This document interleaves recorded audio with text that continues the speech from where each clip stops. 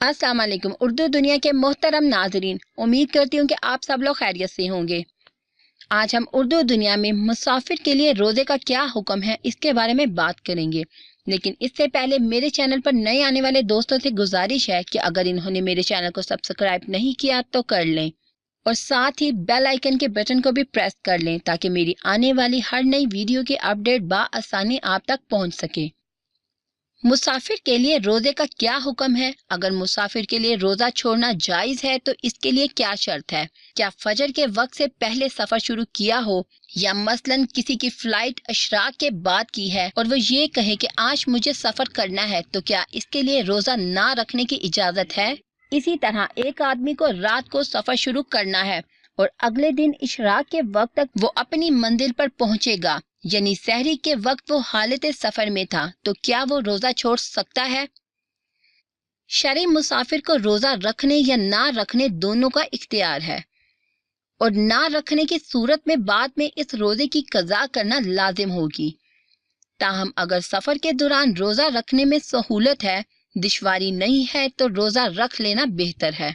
और अगर रोजा रखने में मुशक्कत और दुश्वारी है तो इस सूरत में रोजा ना रखने की भी इजाजत है और बाद में इस रोजे की क़ज़ा कर ले।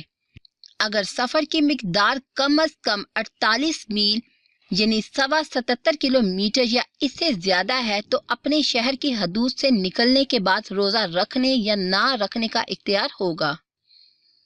और शरई तौर पर इस शख्स के लिए सफर में रोजा छोड़ने की इजाजत है जो सुबह सादिक के वक्त सफर में हो और शरई मुसाफिर बन चुका हो, यानी शहर या गांव की आबादी से निकल चुका हो। और अगर कोई शख्स सुबह सादिक के वक्त सफर में ना हो, यानी वो अपने घर पर ही हो और उसने दिन के वक्त सफर करने का इरादा किया हो, तो इस सूरत में इसके लिए रोजा छोड़ना जायज नहीं। अगर किसी की फ्लाइट इशराक के बाद की है तो चूंकि वो सुबह सादिक के वक्त सफर पर ना था, इसलिए इसके लिए भी रोजा छोड़ना जायज नहीं।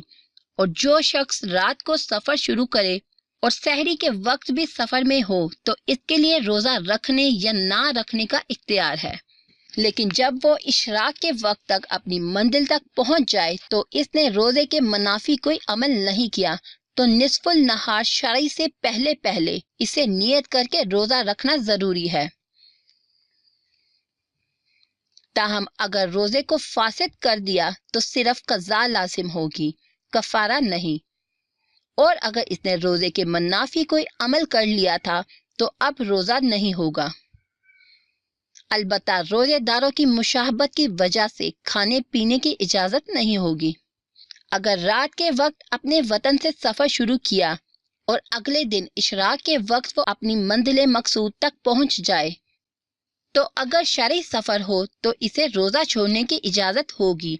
अलबत्ता अगर इसने सुबह सादिक के बाद कुछ खाया नहीं हो तो निस्फुल नहार शरई से पहले वो रोजे की नियत कर सकता है। उम्मीद करती हूँ कि आप लोगों को मेरी ये वीडियो पसंद आई होगी। अपने दोस्तों के साथ शेयर और लाइक करना मत भूलेगा। अपनी दुआ में याद रखिएगा। अल्लाह हाफिज।